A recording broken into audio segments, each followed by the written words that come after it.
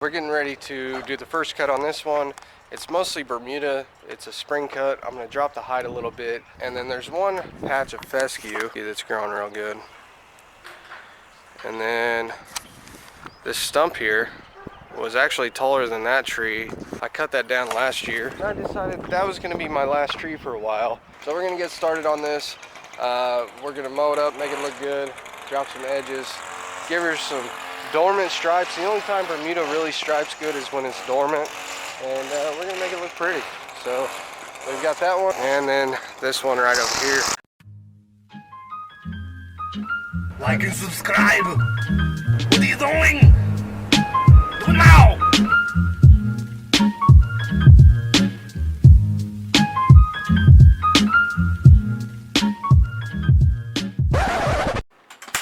What's up everybody, I'm Kevin Hansen and you are watching the Lawn Care Juggernaut. In this video I'm going to be going over some lawn scalping jobs that we did today. They're side by side and I just want to show you kind of how we go about doing it because I don't bag any material. But if you do like these lawn care videos, hey, check it out. I've got a whole back catalog. We do leaf removals, tips and tricks, all sorts of stuff. So if that's something that you like, please consider liking the video and subscribing to the channel. Then hit the notification bell so you can stay updated with future content. Alright, let's go ahead and dive into this. So this is the Ferris. It's a 61. Obviously this is the one that we got over the winter, and this mower has been awesome so far. I've been really surprised at how many of our lawns that we can actually service with this mower, considering that all of our lawns are under 20,000 square feet. We're doing basically half-acre lots and less. I get asked a lot if I do any commercial, and the answer is no, I don't. I do have one commercial left that I do, but it's just because I service their residential property as well. Now that I have the 61 inch, I am considering kind of scouting this year to look to see if there is a commercial property that I'm interested in getting into, so that I can try it out, see if it's something that I want to do a little more and something that I might enjoy. But as far as right now, we're just all residential. We try to pack them in, we try to keep them all close, and we try to keep them high profit. So our pricing structure works out as a $50 minimum, and then we kind of go up as far as the lot sizes and stuff like that. Now I do have some lawns that are less than $50 that I've had for years that we are incrementally boosting up to that $50 minimum, but as far as all the new properties we have, they're all $50 and up. And I will say that that is less of a competition, because I hear a lot of the times that there's I have a lot of competition in my area, I can't price that way. The reality is that it was a mental shift that allowed me to put my pricing at that height versus actually being something of an environmental thing. Okay, so it's not your competition or anybody in your area. It's not, are people do they have enough money to pay for it? Maybe if you're in a small town, they legitimately might not be able to support that. But the reality is $50 for lawn service is a pretty petty amount, and you just have to make that mental shift that the cost per service is well worth it. That would be my opinion on that. That's how I go about it. You know, obviously give them their money's worth, and the way you do that is you're highly consistent. On-time delivery is huge. You want to do a good job every time you're there, and you know, just awesome communication, consistent billing, just consistency across the board is the main thing. If you can have awesome consistency, you can raise your price to whatever you want, as long as the market will sustain it. Now, I'm not going to say you're going to get $100 a cut, but you can absolutely do a $50 minimum pretty much anywhere you're at, I'm sure. Like I said, there's some rural areas you might not be able to do that, but yeah, you can do it. The other thing that allowed me to raise my price like that, again, the reason why I'm diving into this is because it's common questions. The other thing that allowed me to raise my price like that, though, is just excessive marketing. How we like to market is with traditional marketing like door hangers, because we like to be very, very dense. You can use online methods that go down to like the zip code, like we are tapping into Facebook marketing, and we are also you know, kind of looking at possibly doing some other online methods, but most of what we do right now is all traditional marketing, because I can take that door hanger and I can say I want it on these houses, and we print out maps and we target certain neighborhoods. My personal structure is to focus on one zip code and just focus on about 4 neighborhoods and pack all of my marketing dollar effort into that area, because I would rather get all my new lawns there and service those properties than service in a different area. Now with the coronavirus thing going on, it's kind of an odd time period. I am taking lawns outside of my service area, but I am also not taking lawns outside of my service area. So if they are outside of my service area, they have to be very close to something that I already service. Because the thing is, when you put 2 people in a truck and you drive across town, say you got 2 people and you drive 15 minutes one way and then 15 minutes back, you have a man hour there, okay? And 1 man hour that is not generating income for your business, which doesn't sound like much, but the reality of it is, it's a killer. And before too long, you're not making very good money. So I'm very, very picky about where I'm taking properties.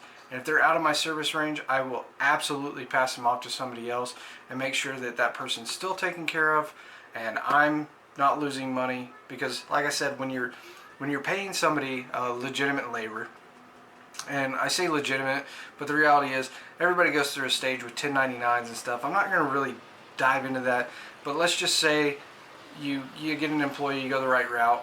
James is on payroll. I go through a payroll company to pay him, and it cost me money.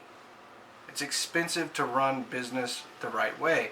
Obviously the benefits well outweigh the risk, but absolutely yes, we want to be very, very diligent about our time, especially if your plan long term is to get out of the truck. Now if you're solo, you're running it as a side hustle, and you're not too worried about your extra little drive time here and there, that's fine. You're going to be okay. If you're in your first couple of years and you got to take on whatever you got to so that you can have income coming in, because sometimes it's not about necessarily having the highest profit margins, but as much as it is about just getting some cash flow into the business. You just got to get the money coming in so that the money can be invested into the business or put where it needs to be, or you already have a job and you need that side money.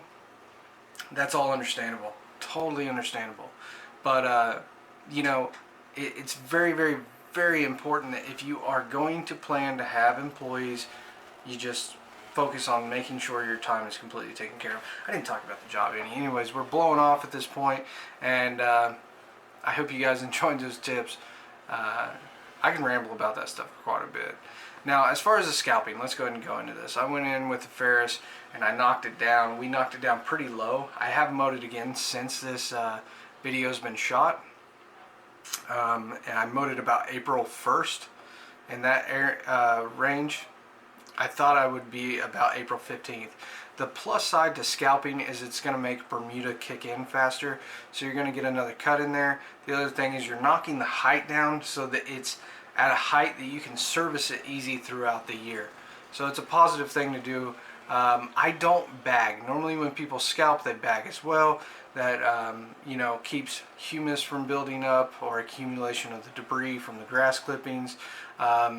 Too much of it and you'd want to dethatch. You don't really dethatch Bermuda to my knowledge. I don't know, I've never done it. It's not something we do around here. You would dethatch like fescue and stuff like that, but generally Bermuda, it has runners, so basically you'll scalp it and bag it if you're going to do it that way. Like I said, I don't scalp and bag. I just cut it and then I disperse the clippings throughout the yard. So if I have to cut it twice, I'll cut it twice. If I have to cut it once, that's awesome. The Ferris actually handled this in one cut. You saw the second pass on there though. That was so that I could make sure everything was evenly distributed. And then we're just blowing the rest of the clippings around so that we don't have any clumps sitting on the lawn. Now, on the other property, you notice that I used the X mark, the 36 inch. The reason why I did that is just because it's too small to really get the Ferris on and maneuver it well. The other thing is I have to use the 36 in the backyard. So I might as well just use it on the front as well, because swapping mowers back and forth just doesn't make sense. I want to mow that property as quick as possible. And in that case, that would be a situation where downsizing your mower would actually be beneficial on time. I don't push mow any more lawns either, as well. I know we've got several new subscribers to the channel. There's a lot of guys that are new in business. I push mowed for a long time. I put my time in there. Ultimately, I decided that I wanted to go a different route than push mowing because I wanted to get my lawn times as low as possible and boost my profit margin. Now you can do, you can push mow lawns. I used to push mow every bit as many lawns as I mow now, but I push mowed them. But it's a lot more work. I say that, okay? You can easily, with say a 36-inch lawn or 36-inch mower, and properties like this that are under 20,000 square feet, if they're close enough, if you have a good route, you can easily knock out 20 lawns a day, no problem. It's going to be a long day if you're solo, but you can knock out 20 lawns a day, no problem. 2 people feels a lot better, and you can even knock out more. The most I've ever done in my business was 26 in one day. I did that solo. So that is something you can do there. Now I'm blowing all the leaves, and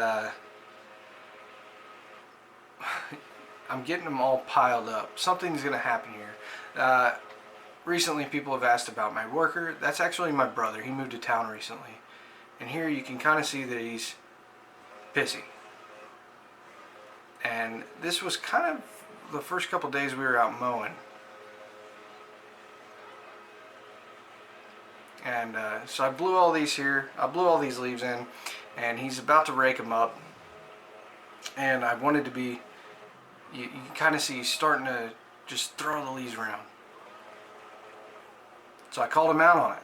Even if you have another employee, maybe use a different wording, but the reality is you do not want people taking extra time because they have an attitude. Calling them out with an attitude or saying, hey, don't be a dipshit, in my words, is not the best thing to do. I can do that because that's my brother. And my brother and I talk with each other that way. That's the way we speak with each other. Now we try to speak with respect as well, but if you have an employee, be highly respectful, but let them know that culture is not okay in your business. Hey! Don't be a dipshit. It's work time, it's work time. It's all business. So at this point, I want to thank you for watching. If you haven't already, please like and subscribe to the channel and hit the notification bell for future updates. I appreciate you guys watching. Stick around. There's going to be a lot of good stuff this season.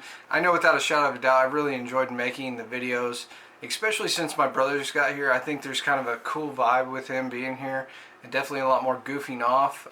All right, James, what should the word of the day be? Do not touch the trim. Okay, so so the word of the day is don't touch the trim.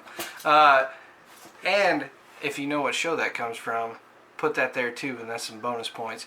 Anyways, if you drop that down in the comments, I will give your comment a heart, and I appreciate you guys for watching. You have a good one.